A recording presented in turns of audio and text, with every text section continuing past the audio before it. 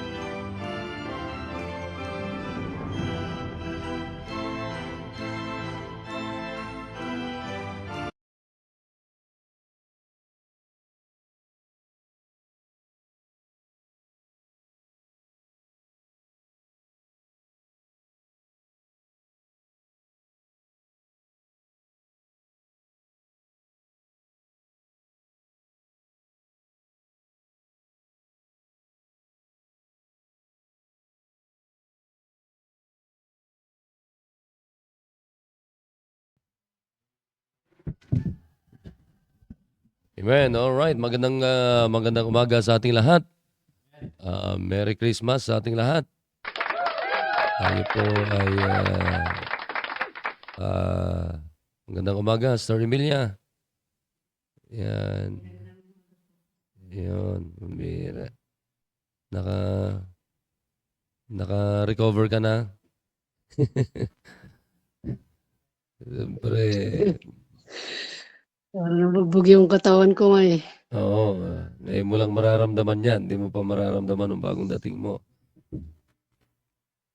So, tuloy-tuloy na tayo ngayong umaga sapagkat tayo po ay patuloy na mag-aaral ng salita ng Diyos at napakapalad natin na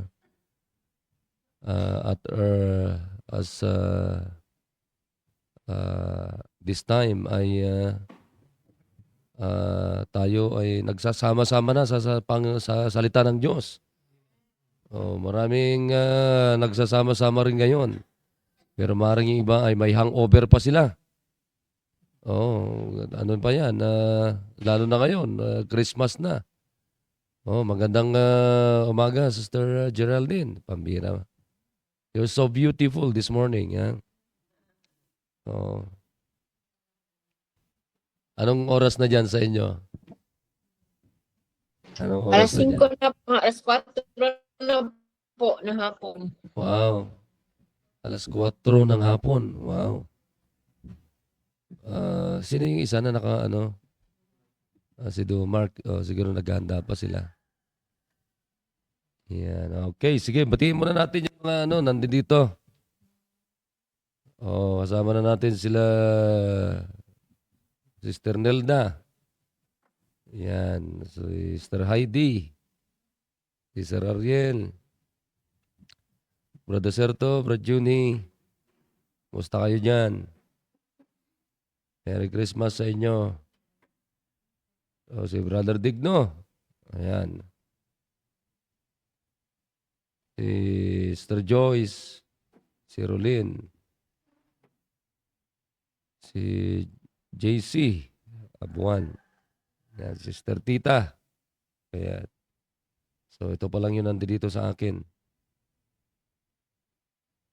Okay, sige. Tuloy-tuloy na tayo sa ating pagbubulay-bulayan muli ngayong umagang ito that we will learn, we must we will commit our family this Christmas. Or else mga kapatid ay maluloko na naman tayo ng okasyong ito. Ang daming mga naliligaw, ang daming mga naluloko. Pagka sa panahon ng Christmas ay lalo na maging mga Kristiyano ay talaga namang naluloko, naliligaw, kung saan pumupunta. So, hindi dapat ganon. Dapat sa panahon ng Christmas o Pasko, nang tawagin natin ay may man tayo naniniwala na eksaktong December 25 ang kapanganakan ng Panginoon Kristo. But we believe that our Savior Jesus Christ was born on Bethlehem para sa ating lahat. Ayan. Okay, so muli, Merry Christmas sa ating lahat.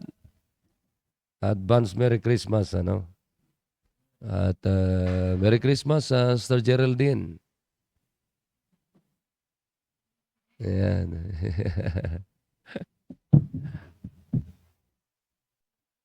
Okay, sige, sisimulan na natin at pakipasa nyo na lang ng mag-send kayo ng link sa ating live devotion ngayong umaga, family devotion. Gisingin nyo na yung mga kamusta rin sila Ma'am Rachel. Yan. Kamusta po kayo? Merry Christmas din po sa inyo. Ayan, so gisingin nyo yung mga miyembro ng pamilya nyo para magsama-sama tayo. Okay, sige. Simulan mo na, Brian. Sige. Amen. Good morning po sa ating lahat. At napakaganda. Merry Christmas din sa bawat isa sa atin. especially yung mga naka-tune in at maging dyan sa village kay Sir Romar. Good morning dyan. I hope ready na po tayo sa ating talakayin at napakaganda yung tema natin. Commit our family first this Christmas season. At napakaganda na ito ngayong isang pamamaraan ng Panginoon through our pastor para lalong mapagtibay, buklod po natin yung ating pamilya. Dahil maraming pamilyang hiwa-hiwalay na. Yung iba ay warak na yung pamilya. Hindi po maganda. Dahil gamitin natin o kaya itong Christmas season ay ito dapat yung panahon na tayo po ay lalong pagtibayin. Lalong-lalo na yung ating pamilya sa pananampalataya sa Panginoon. Okay, let's start dito sa may Book of Ephesians. Ito isang panalangin ni Apostol Pablo. So the same thing, sa bawat isa atin, dapat ito yung plano natin, ito yung panalangin natin this Christmas season ay lalong pagtibayin, patatagin yung ating pamilya, lalong-lalo na sa paglilingkod sa Panginoon. Diba? Napakaganda na andon, punong-puno tayo ng salita ng Diyos. Kaya nga sabi ni Pastor, this devotion ay dapat kasama yung pamilya po natin. Ang tanong, kompleto ba yung pamilya natin? Yung pamilya ba natin ay umuuwi ba talaga sa bahay? Dahil meron ng mga kabataan ngayon, young people, na hindi na marunong umuwi ng kanilang bahay. So, nakakalungkot. Kaya itong programa natin, programa ng Diyos sa ating simbahan, itong family devotion natin, ay dapat ito yung panahon para lalo nating pagtibayin yung ating pananampalataya, pagtibayin pagmamahal natin sa Panginoon. Okay, chapter number 3, verse number 16. 3 verses lang, babasahin ko at tuloy-tuloy na tayo. Sabi niyan, that He would grant you according to the riches of His glory. So, dapat ganun din ang panalangin po natin sa ating pamilya. Na tayo po ay talagang pagpalain ng Panginoon. Pagtibayin ng Panginoon. To be strengthened.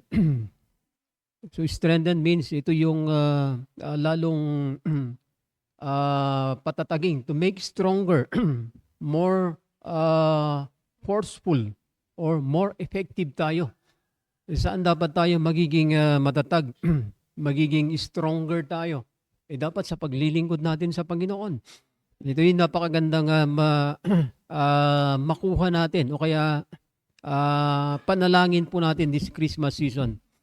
To strengthen with might by His Spirit in the inner man, that Christ may dwell in your hearts by faith, that ye being rooted and grounded in love. So ito yung dapat very foundation ng ating paglilingkod sa Panginoon at even our family. Lahat ba ng miyembro ng pamilya po natin is rooted and grounded ng pagmamahal ng Panginoon o yung pagmamahal nila sa Panginoon. Ang nakakalungkot ay hindi pa natin nakikita yung ganong kalagayan sa ating pamilya. Di ba?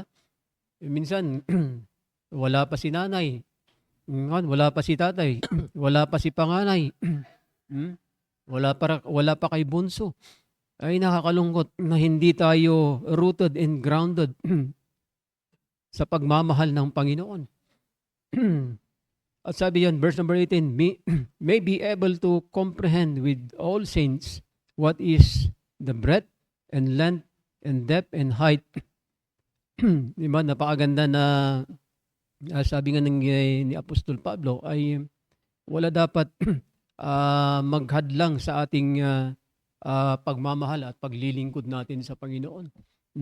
Dahil napakalawak ang programa ng Diyos sa ating simbahan, maging sa ating pamilya. Napakaraming pribileyo na dapat nating i-enjoy, lalong-lalo na sa paglilingkod sa sa Kanya, sa Panginoon. Di ba? Napakaganda na ito rin yung plano natin. Ito yung commitment natin para sa gawain ng Panginoon para sa ating pamilya. Unang-una, pray for our family to receive inner strength. Dapat ipanapanalangin natin yan. When we say pray, ay ito kasama sa ating commitment, kasama yung goal natin, kasama yung plano natin para lalong pagtibayin yung ating pamilya sa paglilingkod sa Panginoon. Napakaganda yung pamilya po natin ay sama-sama. Di ba? Maganda sabi nga yung family that prays together stays together.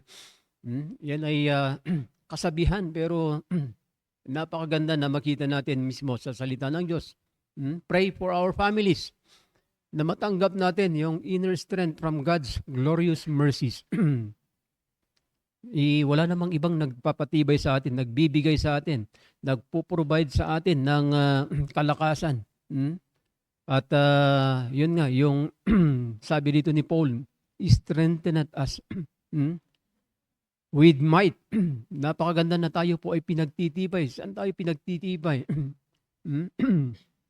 This strength is to the inner man, the spirit, soul, and true self natin. Na tayo po ay maging totoo tayo sa paglilingkod natin sa Panginoon. Totoo yung miyembro natin, miyembro ng pamilya natin, na tayo po ay buong pamilya naglilingkod sa Panginoon. Hindi ibig sabihin na umaaten yung pamilya natin ay okay na. Hindi po ganoon. Umaaten lang pero yung iba wala talagang puso na sila ay tumibay o sila ay rooted and grounded ng salita ng Diyos. Kaya nakakalungkot pag mayroong mga lalo mga kabataan pag pumupunta ng simbahan. Sabi nga ni Pastor, nagpapacheck lang ng attendance. Bihirang makita sa simbahan. Pero napakaganda itong panahon ng Christmas season. Ay dito natin lalong ipanalangin, lalong i-commit, lalong planuhin po natin yung paglilingkod natin sa Panginoon.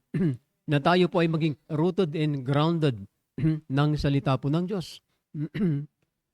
So, sabi nga ni Paul that Christ may dwell in our hearts. Diba?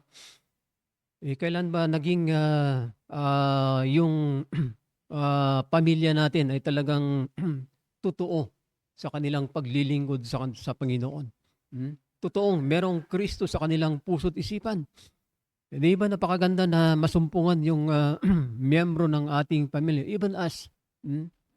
Lalo-lalo tayong mga kapwa ko parents, mga nanay, tatay, ay dapat tayo yung unang-una na tayo po ay rooted and grounded in love. At andoon yung pagmamahal ng Panginoon. Andoon yung matatag at matibay na pananampalataya po natin. So our goal this Christmas season is to strengthen. Sabi ko kanina, to make stronger. Paano natin magiging stronger yung miyembro o yung family natin?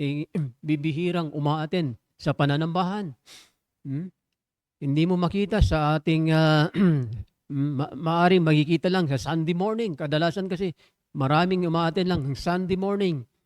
Pero hindi na natin nakikita ng Sunday afternoon. Hindi mo na makita ng Wednesday service natin. Hindi mo na nakikita ng discipleship service natin. Paano silang magiging matatag? Paano magiging stronger? Paano sila magiging effective? Maging forceful sila sa paglilingkod sa Panginoon. So, hindi tayo mabibuild. Hindi mabibuild yung, sabi nga, yung inner man natin. Sabi ni Pastor, maaring lumalaki lang yung katawan natin. Pero yung spiritual natin ay napakaliit. Maliit na nga, napakahina pa. So hindi dapat ngayon. So ngayong Pasko, this Christmas season, ay napakaganda na tayo po ay rooted and grounded sa pagmamahal ng Panginoon. Kailangan natin yun. yung being rooted and grounded in love sa ating pamilya. Our family should be firmly established, stable sa paglilingkod sa Panginoon. So, paano natin gagawin yan? Sabi nga is, if we commit, i-commit natin, sabi ni Pastor kagabi, ay napakaganda na tuloy-tuloy yung ating prayer vigil natin. Lalo sa mga kapwa ko full-time, ay tuloy-tuloy dahil lalo tayong hihina. Lalo tayong hindi matibay pag walang panalangin. Kaya napakaganda na yun yung magiging kagawian natin. Lalong-lalo na this Christmas season. Dahil marami tayong kaagaw. Andyan lahat yung mga pamamaraan ng mundo rin para tayo po ay agawin sa pagmamahal ng Panginoon. Agawin tayo sa main thing sa paglilingkod natin sa Panginoon this Christmas season. Agawin tayo sa totoong essence ng Christmas. Lalong-lalo na itong darating na bagong taon. Ay maraming mawawala yan. Yung mawawala sa hulog. Hindi nila alam ano yung ginagawa nila. Kaya nga ito yung dapat panahon para tayo po ay pagtibayin at patatagin ng ating lalo lang yung ating pamilya sa paglilingkod sa Panginoon. Sabi ko, our family should be firmly, ano yung word na firmly, lalong pagtibayin at patatagin, maging close dapat sa Panginoon this Christmas season. Lalong-lalo na yung pagmamahalan sa bawat isa, di ba? Dahil maraming pamilya na hindi mo na makita yung totoong pagmamahal.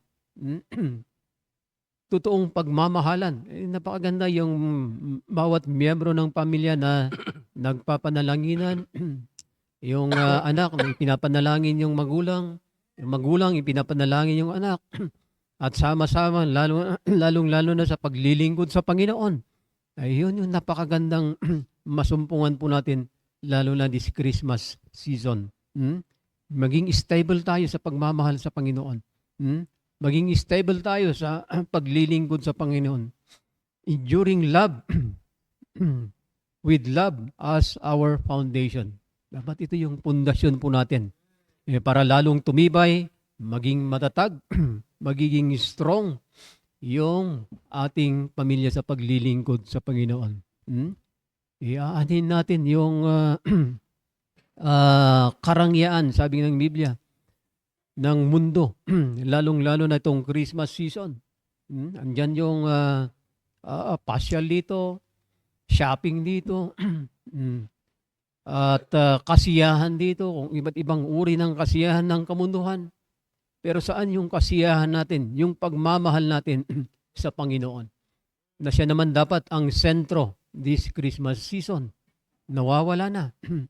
Kaya ito yung isang panalangin ni Apostol Pablo. Paul's prayer is for spiritual power, for our inner man, na lalong patatagin at lalong ma-experience natin yung intimate, settled relation natin sa Panginoon. Dahil maganda na yung relasyon natin sa Panginoon ay yun yung lalong tumitibay pagdating ng ganitong Kapaskuhan at maging sa bagong taon. Enabling our families to comprehend its vastness. Alam niyo ba? Yung gaano kalawak ang gawain ng Panginoon ay ganun din kalawak yung pangako ng Diyos sa atin doon po sa langit. At ako naniniwala, pag meron tayo niyan, masaya yung ating Pasko together with our families. Yun lang sa akin. Good morning and God bless. Merry Christmas po. Amen, amen. All right, sige. Pakinggan natin si Domark. Kumusta kayo dyan? Magandang umaga. Diyan sa village. Amen. Oh. Morning, sir. Ayan. Pakigising nyo yung mga kapitbahay nyo dyan. Mga takot na takot sila sa lamig. Lahat naman malamig eh. Matakot sa lamig. Oo. Parang kukunti lang kayo dyan, oh. Yes, sir. Sige, Mark. Happy morning po sa ating lahat. At ngayon po, dito po kami sa tahanan po nila Sir Basilio. Ayan. So, sige, tuloy-tuloy po tayo sa ating usapin. At yung ating pinag-uusapan ay this Saturday ay meron topic na pinag-uusapan, commit first your family this Christmas and New Year. So yun po yung ating topic sa buong buwan ng Disyembre. Commit first your family this Christmas and New Year. Maganda yung pag-uusapan po natin. Dito po tayo sa Book of Matthew chapter 1. Matthew chapter 1 verse dalawang verse lang po babasahin ko po dito, verse 18 and 21. Sabi ng Bible, now the birth of Jesus Christ was on this wise, when as his mother Mary was espoused to Joseph, before they came together, she was found with child of the Holy Ghost. Verse 21, and she shall bring forth a son, and thou shalt call his name Jesus, for he shall save his people from their sins.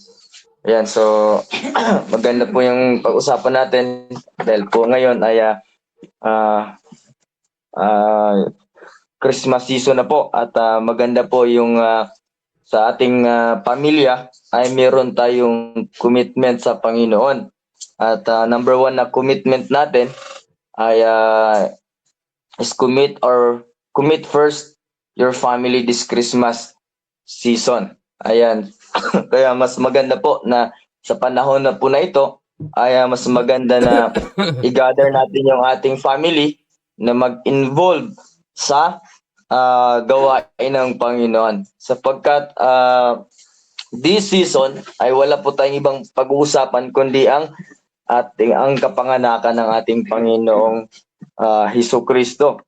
Kaya dapat alam po natin bilang isang nasa pamilya tayo, sa kanya-kanyang pamilya, dapat alam natin kung ano ang ibig sabihin ng Christmas.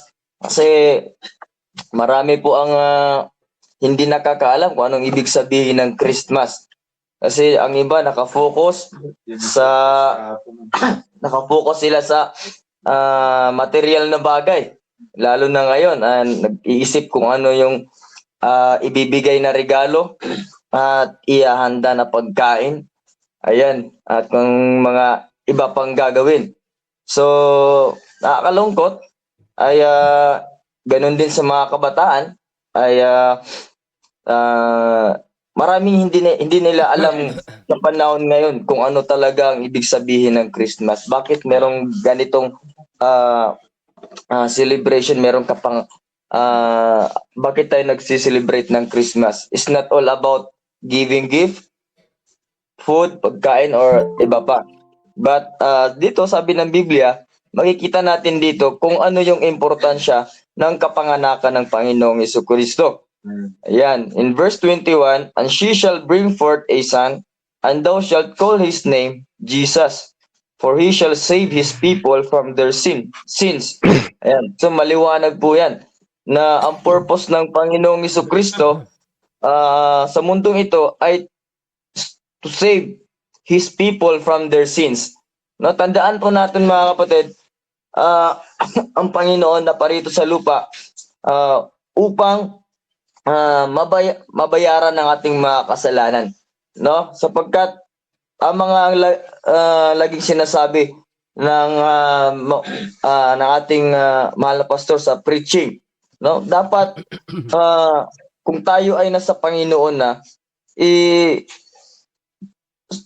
puliduhin natin, no? Dapat dalhin natin ang ating pamilya sa gawain ng Panginoon, no? Kaya itong topic na ito magkaroon tayo ng commitment nung nakaraan pang buwan pinag-usapan natin yung commitment. But ngayon, commit first your family this Christmas and New Year. Diba? So, anong commitment natin sa panahon this Christmas season? Ano yung commitment natin as a family? Diba? For me, ay nakaplano na yan. kung sa pamilya ang pag-uusapan, may family, nandyan naman na sila sa ministry. Kami, nasa ministry naman kami. So, ang goal ko ay makapagdala ako ng pamilya sa panahon ng this Christmas season. No, dahil ang purpose nga ng Panginoon to save sinners, di ba? Kaya ang po yun ang purpose ng Panginoon. Ililigtas niya yung mga makasalanan. Tayo po yun. Kaya, mas maganda, ang commitment natin sa Panginoon ay unang-una, kung hindi pa naman nadala natin ang ating family sa church, priority natin ang ating family. Buuhin natin sila sa simbahan. Kung nandito naman ang buong family, like me, malayo naman ang pamilya ko, tinatawagan ko lang sila. But ang goal ko is, my plan, my commitment this Christmas season is makapagdala ako ng family. No? Para makilala sila sa Panginoong Diyos. Di ba? Makilala nila ang Panginoong Jesucristo na tagapagligtas. Kasi yun ang purpose ng Panginoon eh. No, na makilala natin ang Panginoong Diyos. No, sapagkat siya yung ating tagapagligtas. No, siya ang siya ang nagbayad ng ating mga kasalanan. Kaya ang goal ko this Christmas season hanggang matapos ang buwan ay ng Disyembre ay goal ko na makapagdala ako ng isang family. No? Yun ang plano ko, yun ang commitment ko sa ngayong Paskong darating. No, na makadala ko ng isang pamilya na makakilala sa Panginoon. Tumanggap sa Panginoon bilang Diyos at tagapagligtas. Kasi nakakalungkot naman, ngayon, Disyembre na naman, ang ibang plano ng iba ay umalis. Di ba? Magbakasyon. Kasi Disyembre naman. Pero nakakalungkot na kapatid, di man lang inisip ang para sa Panginoon. Di ba? Di man lang tayo makapag-isip kung ano yung gagawin natin para sa Panginoon. Kasi isa itong wala tayong pwedeng ibigay na gift sa Panginoon kundi mga kaluluwa.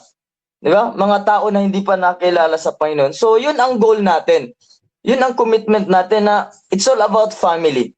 Kasi maliwanag naman ang sabi ng Biblia na and she shall bring forth a son and thou shalt call his name Jesus. O anong purpose ni Jesus sa mundo ito? For he shall save his people from their sins. Diba yun ang purpose eh. Kaya maliwanag maliwanag talaga sa akin na nung tinanggap ko ang Panginoon bilang Diyos at sarilong tagapagligtas, ay masaya akong sumunod sa Panginoon. Diba? Masaya akong tinanggap ang Panginoon at masaya din akong sumunod sa Panginoon. Kaya nandito pa rin nagpapatuloy sa gawain ng Panginoon. Kaya yun ang nakikita ko. Tinitingnan ko rin yung sarili ko. Paano ako makapagdala na katulad ng kagaya ko. Na tumanggap sa Panginoon, sumunod sa Panginoon at nandito sa gawain na ng Panginoon. So yun ang tinitingnan ko, paano ako makapagdala ng family, ng pamilya. Paano ako nadala sa church at paano ako nagpatuloy. So yun ang tinitingnan ko lagi. Paano kaya ang hirap magdala ng tao sa simbahan? Ang hirap mag-invite. So iniisip ko kung paano ako dinala sa simbahan. Paano ako natagpuan ng Panginoon. So yun ang gabay ko. At isa pa sa mga nagpadagdag pa sa akin ng wisdom ay yung mensahe ng salita ng Diyos. Yung preaching ng Word of God. Kaya nagpapasalamat ako na ito, bilang as a leader ng isang grupo ng ating simbahan, ay talagang nandiyon sisikapin na this Christmas season is talagang pangunahin talaga na si Kristo ay pakilala natin sa iba. No, sapagkat walang iba, hindi kahit gaano karami ang pera ng tao, pero hindi naman sila masaya ngayong Pasko. Bakit? Hiwalay sila. Magulo ang kanilang pamilya. Pero pag tayo ang maging blessing, tayo ay ginamit ng Panginoon. Kaya nga, mag-involve po tayong lahat eh. Kasi maraming pamilya ang magulo ngayon. Hiwalay, malayo ang kanilang magulang. Kaya tayo, spread natin yung Word of God. Kaya yun ang commitment ko ngayong Christmas. No? Mag-win ng kaluluwa, makapagdala ng family, at maglingkod sa Panginoon. Kaya yun po ang pinaka-purpose ngayon eh. Hindi kung saan-saan tayo pumupunta. Kaya maliwanag na this Christmas season is not all about gift. It's not all about food. Nag-iisip tayo na kung ano mga ibibigay natin sa mga inaanak natin. So, mas maganda ang ibibigay natin sa kanila si Kristo. No? Mas maganda ang ibigay natin sa mga kamag-anakan natin si Jesus Christ. Kaya sabi ko nga dun sa mga dinidisciple ko, wag na kayong magbakasyon. Mas magandang isipin nyo sa church na tayo mag-celebrate ng Christmas.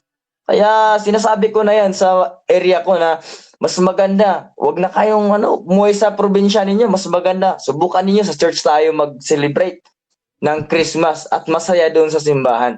Dalhin ninyo ang pamilya ninyo eh.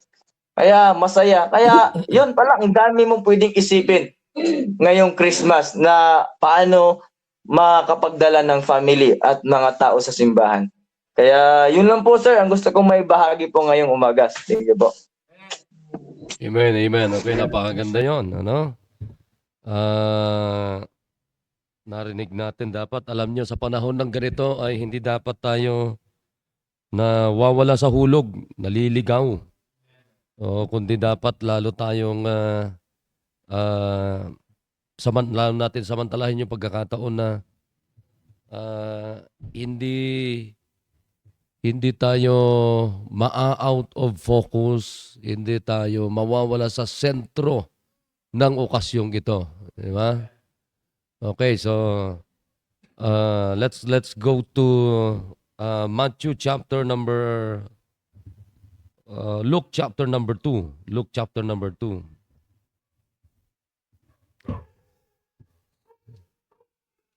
Luke chapter number 2.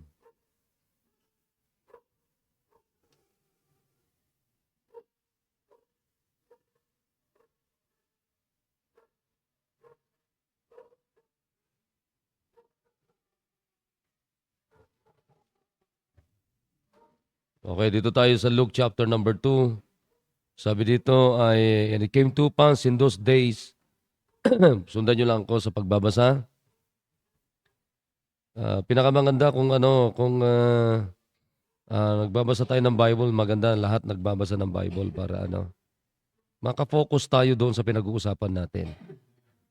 Okay, sabi dito, and came to pass in those days that there went out a decree from Caesar Augustus that all the world should be taxed. And this taxing was first made when Cyrenius was governor of Syria. And all went to be taxed, everyone into his own city.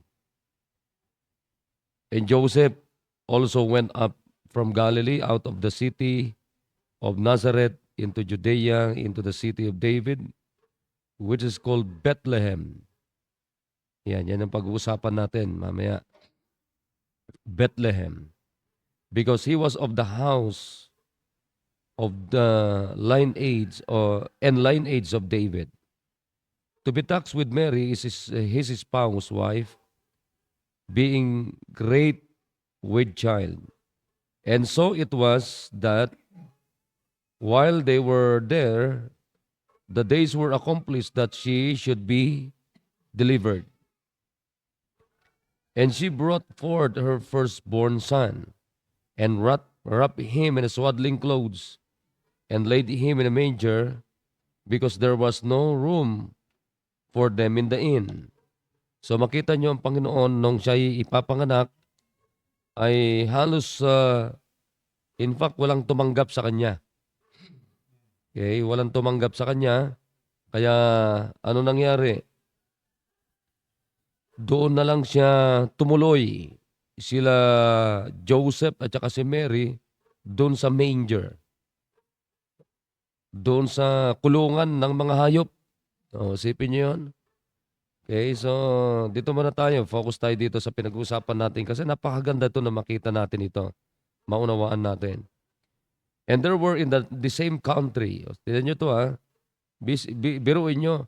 Walang tumanggap kay Kristo.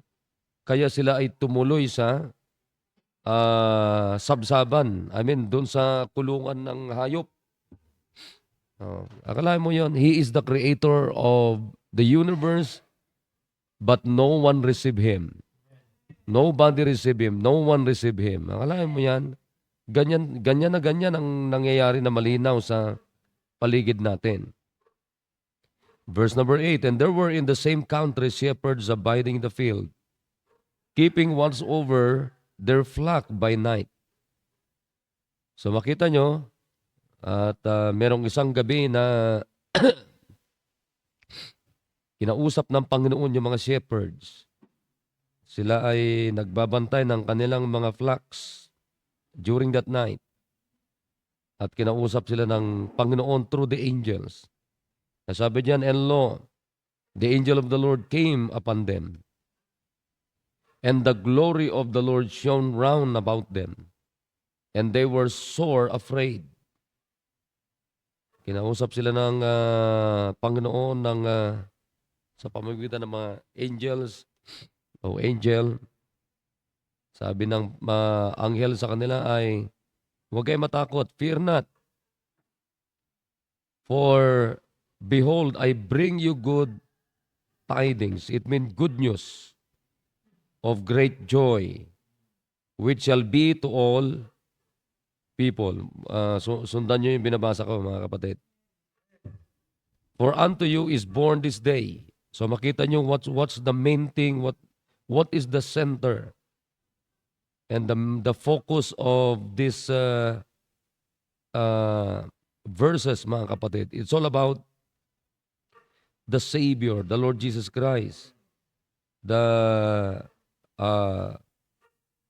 birth of the Lord Jesus Christ. Kaya sabi niyan, for unto you is born this day. So hindi tayo naniniwala na eksaktong December 25 ang kapanganakan ni Kristo, pero naniniwala tayo na merong ipinanganak. Merong ipinanganak. For unto you is born this day in the city of David, which is Christ the Lord. And this shall be a sign unto you. Ye shall find the babe wrapped in swaddling clothes, lying in a manger. And suddenly there was with the angel a multitude of the heavenly host praising God and saying, Glory to God in the highest, and on earth peace, goodwill toward men. O, kita nyo? Ganda-ganda nung sadya ng Panginoon sa atin. Kaya wag nating ililigaw yung sadya ng Diyos sa panahon ng ganito.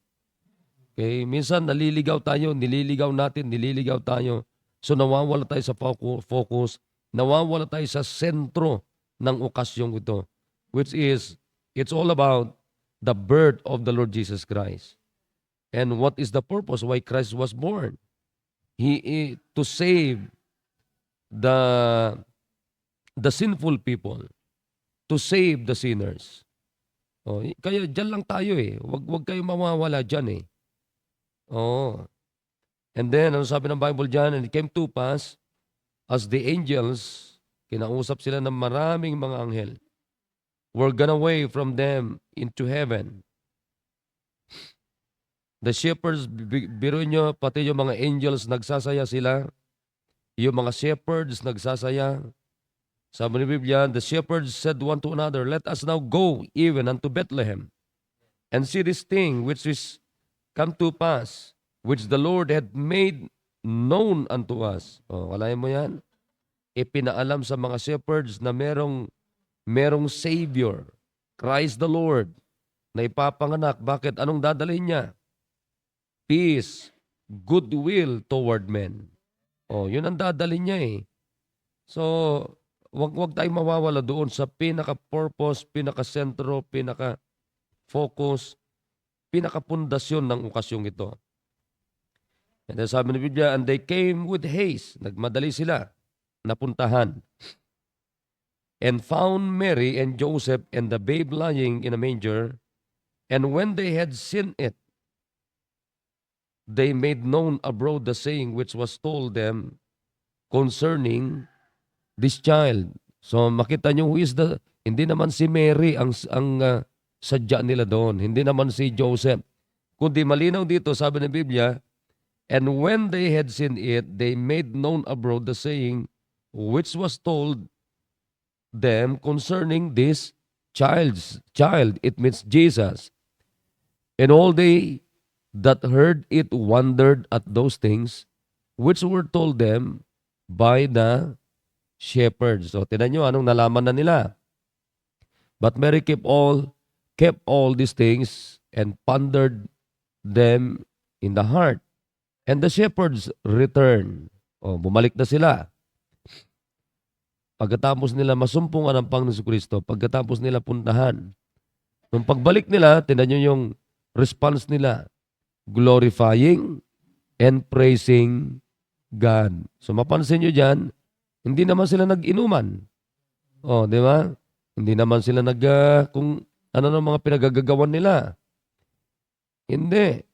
O, katulad ngayon, alam nyo, may mga nauuso sa panahon ng Christmas which is, minsan, sa inyo yon, okasyon nyo yon, pero huwag nyong sisirain yung okasyon ng Diyos. O, alam nyo minsan, ito o, anong ginagawa nyo minsan? Reunion. Alam mo, family reunion kahit linggo. Family reunion kahit may pananambahan. Saan ka nakakitang ganon? O, sino bang pinakamahalaga sa panahon ng Christmas? Family reunion or Christ reunion? O, di ba? So makita nyo dito, nung narinig nila, anong nangyari sa kanila? Praise, glorifying, and praising God for all the things that they had heard and seen. Yun. May narinig sila, may nakita sila. As it was told unto them. Yan. So makita nyo dyan, napakaganda ito Kaya ito yung usapin natin, mga kapatid. Usapin natin ito ng Christmas. Ito yung pag-uusapan natin. Pero gusto ko munang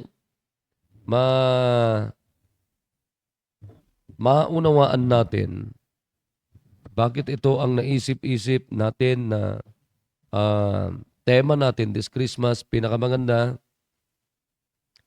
ay sabi ko nga, commit your family first this Christmas.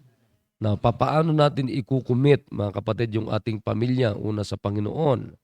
Okay? So uunawain muna natin kung ano ang pinaka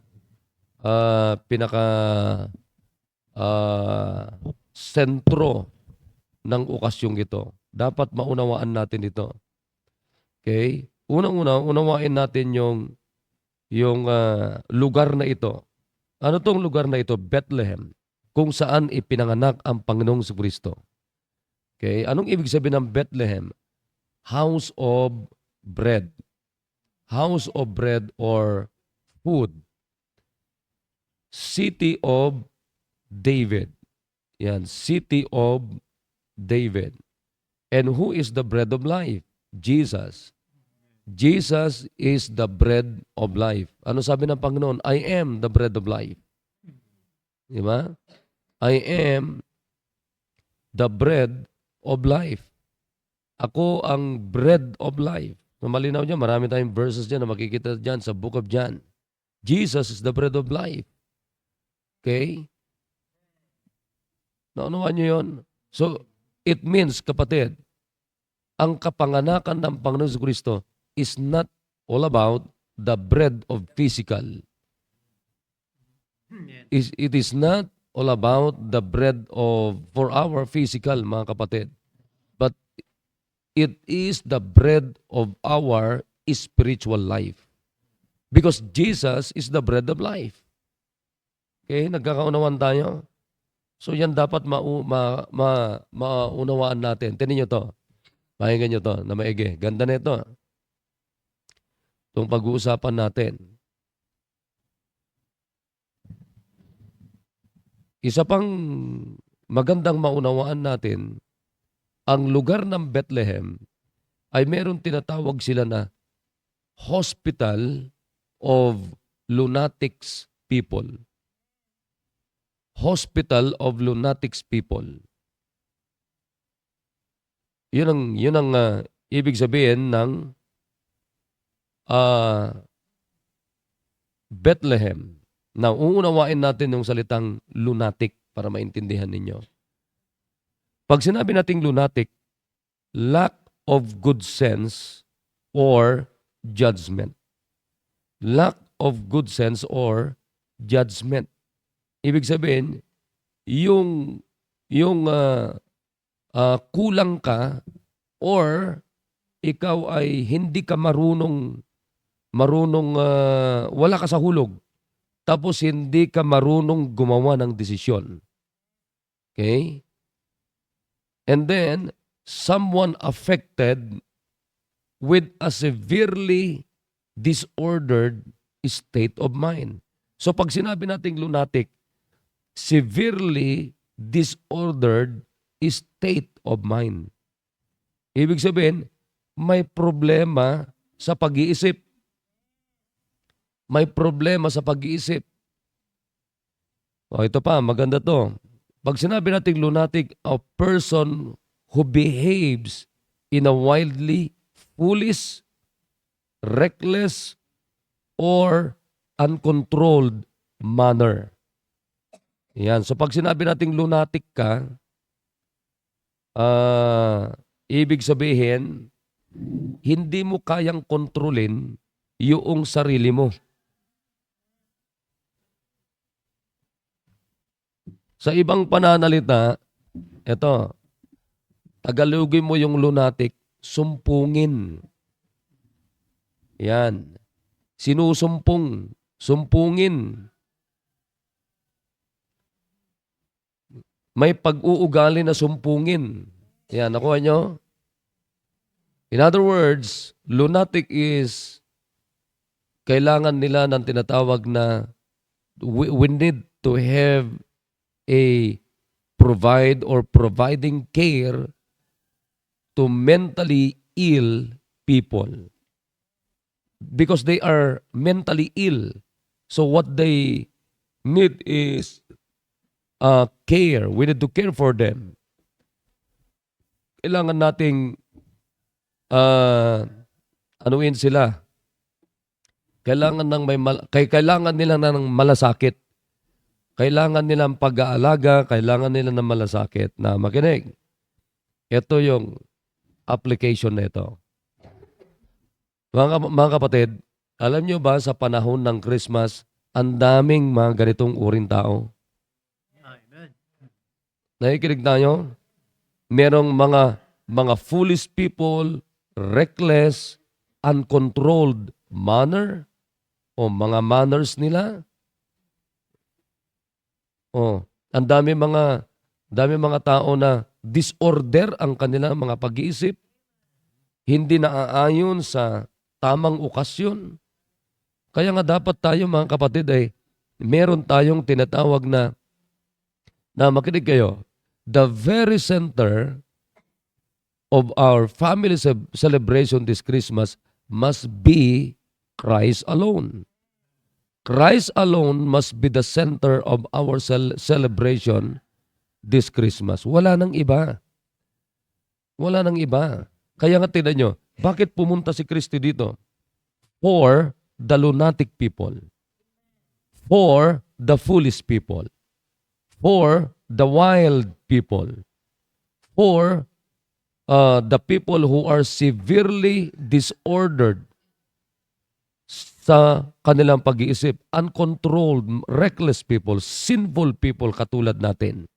Uncontrolled manners. Yan eh. Wala namang, kaya makita nyo, minsan maging tayo mga Kristiyano. Hindi tayo hindi tayo nagpapakontrol sa panahon ng Christmas. May sarili tayong mundo, masyado tayong masyado tayong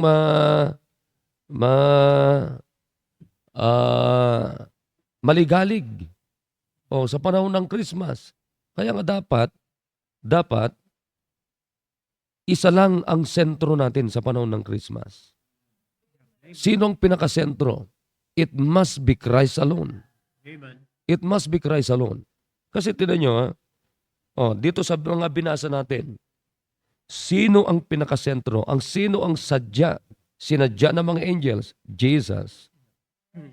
Bakit bumaba si Kristo? Para tayo ay iligtas. Kaya nga Savior siya. Malinaw dito, for unto you is born this day the city of David a Savior. Okay? Very clear. A Savior. And who is the Savior? Jesus Christ. Si Kristo, wala nang iba.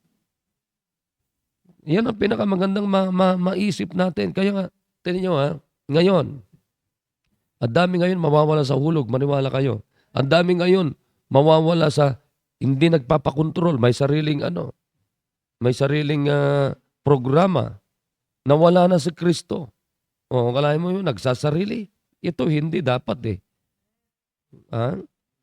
Hindi dapat tayo nagsasarili. Dapat lahat ng ginagawa natin, lahat ng gagawin natin, lahat ng meron tayo, lahat ng okasyon, it must be the center is all about Jesus. At huwag tayong hihiwalay sa katawan ni Kristo. And who is the body of Christ? The church. Amen. The church. Dapat yung okasyon ng pamilya natin, ang sentro ay yung katawan ni Kristo. Again, ano yung katawan ni Kristo? The church. Diba? Yun yung sentro bakit ka hihiwalay sa okasyon ng katawan ni Kristo? Kaya nga dapat kung ano ang okasyon ng simbahan, yun din ang okasyon ng bawat miyembro sa katawan ni Kristo. Hindi ka dapat hihiwalay. Hindi dapat tayo hihiwalay. So, yun ang napakagandang makita natin. So ngayon, mga kapatid, huwag tayong mawawala sa sentro. Huwag tayong ma-out of focus. Okay? Let's go to Bethlehem. Ano yung Bethlehem natin? It must be the church. Huwag tayong mawawala doon. Kaya nga dapat ang tinan mo yung mga shepherds. Saan sila pumunta? Saan sila tinuro ng angels? Bethlehem. Alam nyo kung tutuusin, itong Bethlehem, maliit lang na lugar ito. Okay? Hindi ito pinapansin. Pero itong lugar na ito yung ito yung pinakasentro, ito yung stopover ng mga travelers. Nagta-travel sila, alam mo ba, hindi sila pwedeng hindi huminto sa Bethlehem. Kasi ito talaga yung hintuan nila. Okay? Hihinto sila at hihinto doon. Katulad din natin, mga kapatid. We're traveling on this world. We're just a passing through. Nakikinig tayo? We're just a passing through. We're traveling on this world. So kinakailangan mag-stop over tayo. Saan tayo mag-stop over? Bethlehem. And what is Bethlehem? The house of bread. And who is the house of bread? Jesus. He is the bread of life. He is the bread of life. Kaya nga makita nyo dito, ano nakalagay diyan kanina? Sino si Kristo? Sabi ng Biblia, glory to the highest, or glory to God in the highest, and on earth, peace.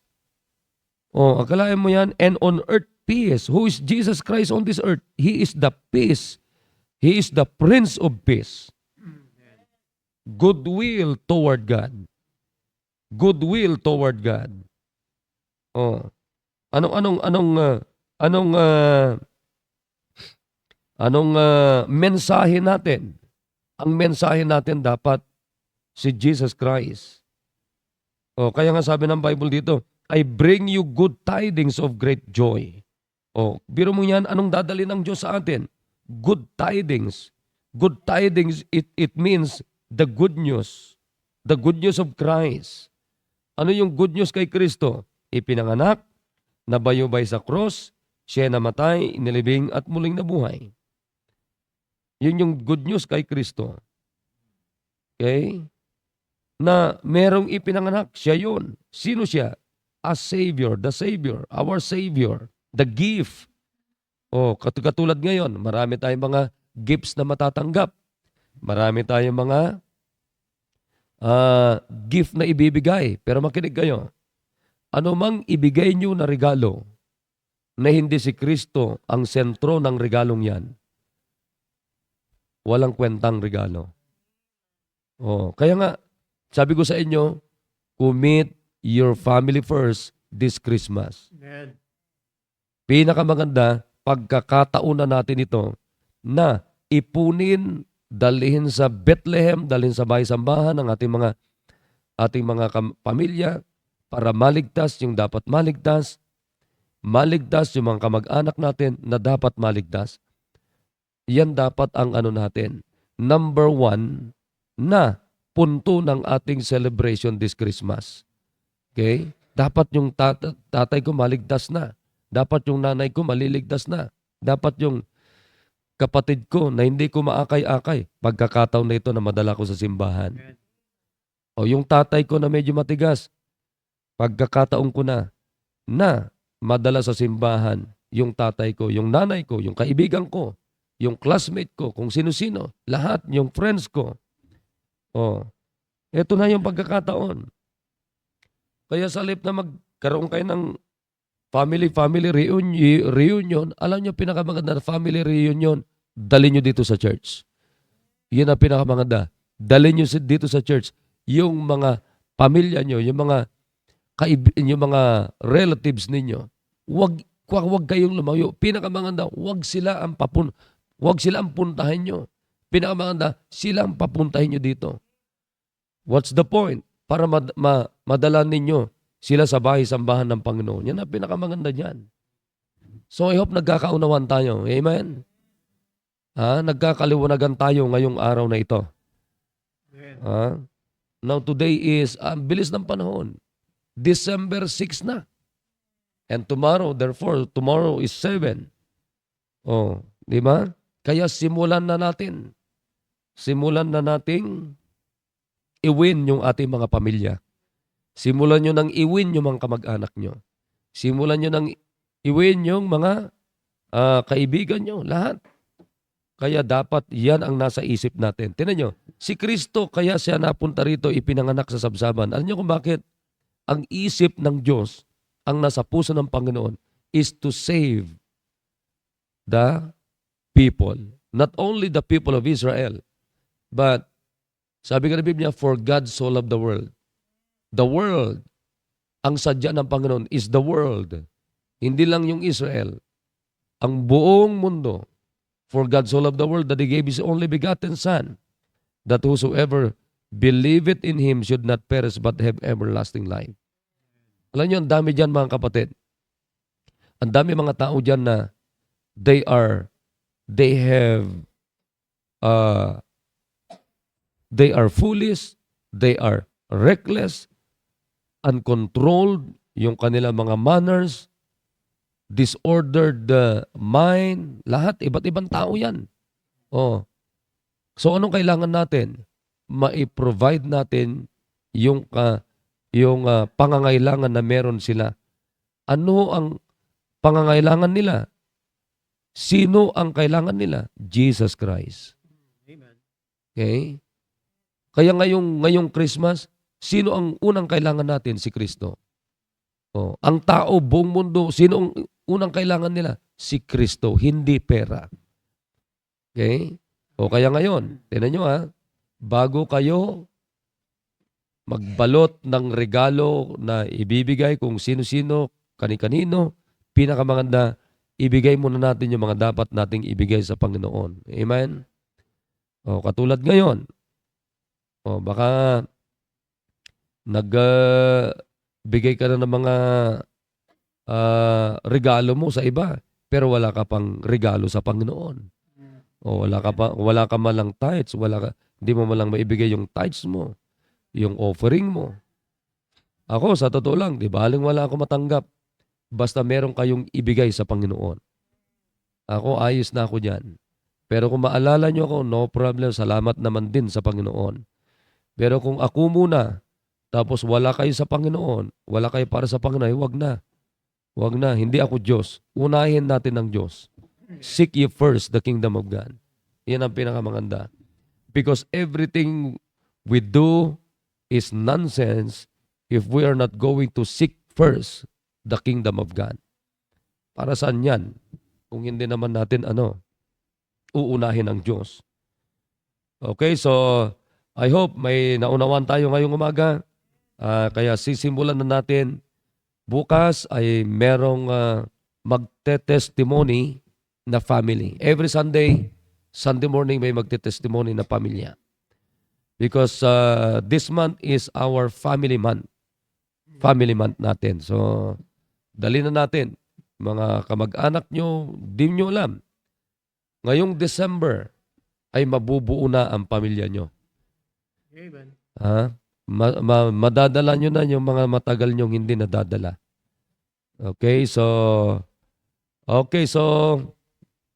ngayon ang ginawa natin doon sa sa Sport Fest natin ay ginawa nating 3 grupo. Yan, 3 grupo. Dala-dalawa sa bawat grupo. So naging 3 yung grupo natin. Ganon din yung presentation. Dala-dalawa yung magpipresent na grupo.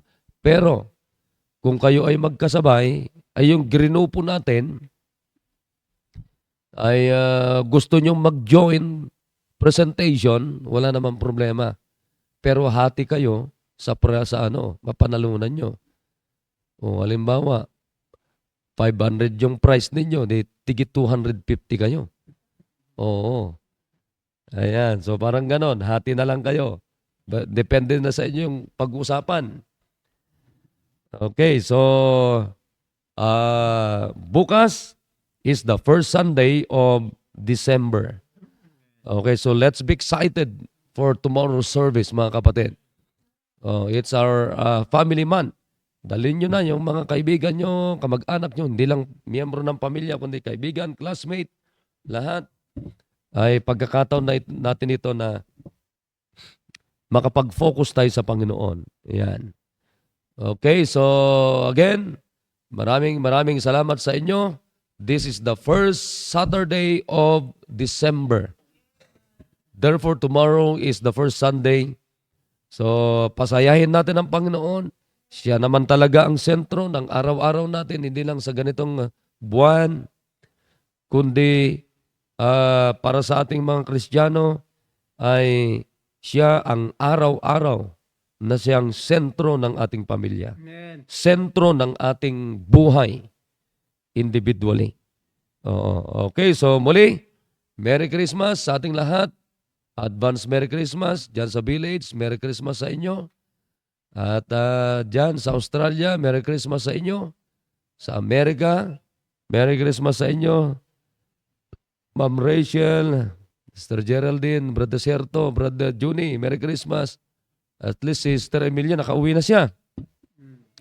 O, kasama ko siya nung revival sa Tarlac. Kasama namin siya. Nasaan ka, Brother Jerry? Nasaan ka ba? Diyan ka sa? Nakamute ka. Asan ka? May kasama sir dito sa sa mall. Sa? Sa mall. Dito sa Ang aga mo naman mag-mall. Ang bira aga. Aga. Okay lang sana kung kasama mo si Sister Jubilita. Ang birang aga mong Merry Christmas sa'yo. Kala ko nasa ibang bansa ka na eh. Oo. May trabaho kasi si Brother Jerry kaya nandun dyan siya. Okay, sige. Ngayong araw na ito, huwag niyong kakalimutan. Sabado ngayon ay yung area nyo at let's have a goal, mga kapatid. Maabot natin yung 100 na bisita. Yan ang ihit natin ngayong Christmas. Amen? Amen. Yan, so maraming salamat. At by the way, ang ating Christmas Fellowship, Church Christmas Fellowship is 21. Tama ba ako? 21. Yan, 21. Kasi next Sunday ay Christmas Fellowship ng mga kadete at saka mga interns. So, 21. Ang ating Sport Fest ay gawin nating dalawa ito. 29-30. Yan, 2 araw, 29-30. Yan, okay. So, ang kalaban natin dito ay Bali, limang ano to, grupo. 3 sa atin, kila Pastor Morpe. Pero hindi ko lang alam, hindi ko sure. Pero sabi ni Pastor Bernard, sasama daw sila. Ayan, okay. Sige, muli. Maraming salamat sa ating lahat. At Merry Christmas. See you this afternoon sa ating first Saturday ng December na ating Christmas discipleship service. Okay, sige, tayo manalangin. Dakilang Diyos, maraming salamat sa ginawa niyo po sa amin ngayon pong araw na ito, ngayon pong umaga. I-bless niyo ang inyong salita na narinig po ng mga anak ninyo, Panginoon. At dapat hindi kami paluloko sa libutang ito, Panginoon. Sapagkat sa panahon na ganito ay napakarami pong mga manluloko. Maraming mga padala ng dyablo, Panginoon, para kami lukuhin. Kaya bigyan niyo po ng wisdom ang bawat isa mula sa inyong salita para manatili po, Panginoon, na kayo ang sentro namin. At pagkakataon din po na ang mga kamag-anak at kapamilya, Panginoon, ay mawin ng bawat isa. Kaibigan lahat, Panginoon. Salamat po. I-bless niyo po ang aming pong programa sa buwan na ito, Panginoon. At para buo po at maayos ang buong pamilya, Panginoon, pagpasok po ng panibagong taon. I-bless niyo yung mga anak, Panginoon, at maging yung mga nasa ibang bansa at ingatan, protection ng bawat isa. Pinupuri kayo namin, pinapasalamatan in Jesus' name. Amen. Alright, so maraming salamat sa inyo lahat. Merry Christmas sa inyong lahat. At kita-kita tayo muli mamaya. Yan, okay. Ay kay Brother Gilbert, belated Merry Christmas sa inyo. Ayan, okay. Batiin ko lang muna itong mga nandito sa ano natin. Huwag muna kayo alis. Babatiin ko kayo eh. Ayan, si Brother Gilbert Offer. Yan, nabati ko naman na pala ito. Si Sister Beth, Sister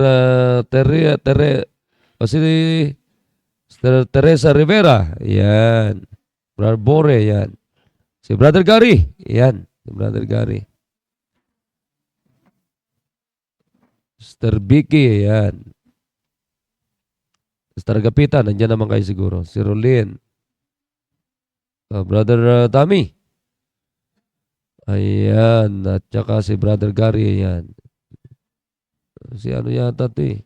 Sister Nelly yata ito eh. Okay, sige. Thank you sa ating lahat. Okay, salamat po. Sige. Bye-bye.